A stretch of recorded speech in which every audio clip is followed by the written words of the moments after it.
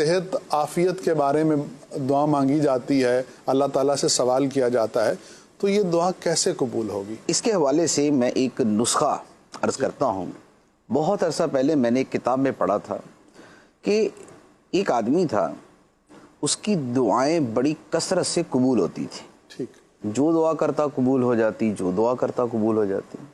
تو اس سے کسی نے پوچھا کہ یار تم کو اتنے نیک آدمی بھی نہیں لگتے کہ تم کوئی ولی ہو، کوئی بڑی پہنچی ہوئی ہستی ہو، ایسا بھی نہیں ہے، لیکن پھر بھی تمہاری دعائیں اتنی کثرت سے قبول ہوتی ہیں، وجہ کیا ہے؟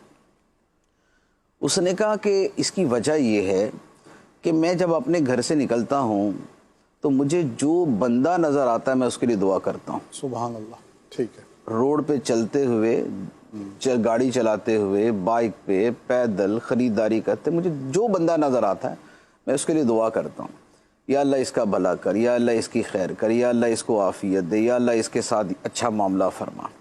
تو میں چونکہ کثرت کے ساتھ دوسروں کے لیے دعا کرتا ہوں، اس لیے اللہ تعالیٰ میری دعائیں قبول فرماتا ہے۔ بہت خوب مفتی صاحب، ماشاء تو اللہ۔ یہ ایک بڑا پیارا نسخہ ہے دعا کی قبولیت کا کہ دعا کی کثرت کی جائے اور دوسروں کے لیے دعا کی کثرت کی جائے۔ تو اب جیسے گھر سے نکلیں، اب وہ ٹھیلے والا ہے، وہ دکاندار ہے، وہ صفائی والا ہے، وہ رزق کی تلاش میں نکلنے والا ہے، آپ سب کے لیے دعا کرتے جائیں، یا اللہ یہ جو رزق کمانے کے لیے نکلا ہے اس کو رزق حلال عطا فرما، جس کا روزگار چل رہا ہے یا اللہ اس کے رزق میں برکت عطا فرما، کوئی پریشان نظر آتا ہے کہ یا اللہ اس کی پریشانی دور کر دے، کوئی مریض سا نظر آیا تو کہ یا اللہ اس کو شفا عطا فرما دے، ہاسپٹل کے سامنے سے یا لیب کے سامنے سے گزرے تو یا اللہ جہاں یہاں جو مریض ہیں ان کو شفا عطا فرما۔ تو کثرت کے ساتھ جب دعا کرنا دوسروں کے لیے معمول بنا لیں تو اس کا نتیجہ یہ نکلتا ہے کہ بندے کی دعائیں قبول ہونا شروع ہو جاتی ہیں۔ اچھا، پھر اس کے بارے میں اس کے چند ایک اور فضائل ہیں اور اس کے اور فوائد ہیں، میں عرض کرتا ہوں۔ ایک حدیث مبارک ہے، مسلم شریف کی حدیث ہے، نبی پاک صلی اللہ تعالیٰ علیہ وآلہ وسلم نے فرمایا کہ آدمی کی اپنے غیر موجود بھائی کے لیے دعا اللہ کی بارگاہ میں قبول ہوتی ہے۔ سبحان اللہ۔ کسی کے لیے دعا کریں جو وہاں موجود نہیں ہے تو یہ دعا اللہ کی بارگاہ میں قبول ہوتی۔ کیا مطلب ہوا کہ مثال کے طور پہ میں اپنے کمرے میں ہوں، آپ اپنے گھر میں ہیں، میں آپ کے لیے دعا کرتا ہوں، ٹھیک، تو یہ دعا آپ کے حق میں قبول ہوگی۔ سبحان اللہ۔ یہ دعا آپ کے حق میں قبول ہوگی کیونکہ میں نے آپ کی غیر موجودگی میں یہ دعا کی۔ اچھا، اب یہ تو آپ کے حق میں قبول ہوگی نا، تو میرا کیا بنا؟ جی، میں تو ویسے کا ویسے ہی رہ گیا۔ اب اس کے اوپر حدیث مبارک سنیے۔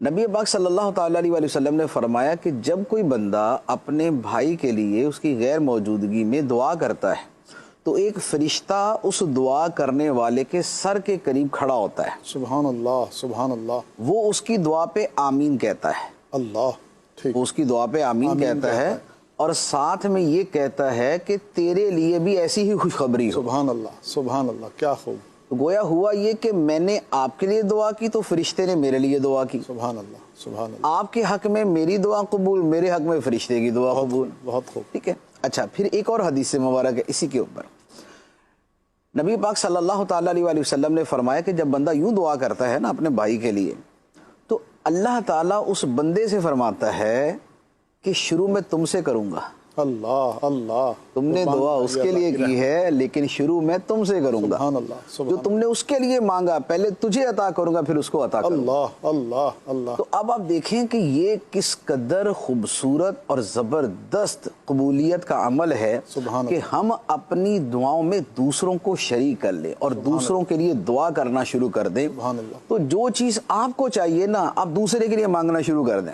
ہاں ہاں ہاں، فرشتہ کہے گا یا اللہ اس کو پہلے دے، سبحان اللہ، اور اللہ تعالیٰ فرمائے گا کہ آپ بندے شروع تجھ سے کروں گا۔ سبحان اللہ۔ تو یہ ایک دعا کا بڑا خوبصورت طریقہ ہے، اس کو اختیار کرنا چاہیے۔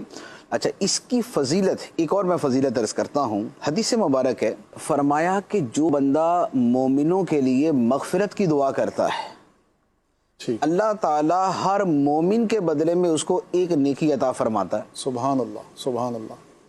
اب اس پر باقاعدہ علماء نے تحریر فرمایا کہ جو بندہ یہ دعا مانگے اللہم اغفر لی ولکل مؤمن و مؤمنہ، اے اللہ مجھے بھی بخش دے اور ہر مومن مرد و عورت کو بخش دے، ٹھیک، تو ہر ایک کے بدلے میں ایک نیکی ملے گی۔ ٹھیک، دنیا میں اس وقت جو مسلمان ہیں ان کی تعداد 1.5 ارب ہے. سبحان اللہ.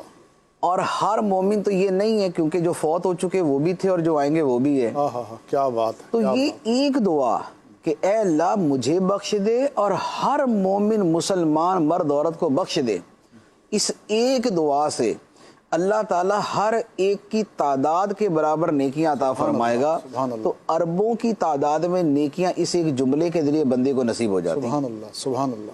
تو یہ دعا، اب یہ دوسروں کے لیے دعا بھی ہے، اپنے لیے دعا بھی ہے، نیکیوں کے حصول کا ذریعہ بھی ہے.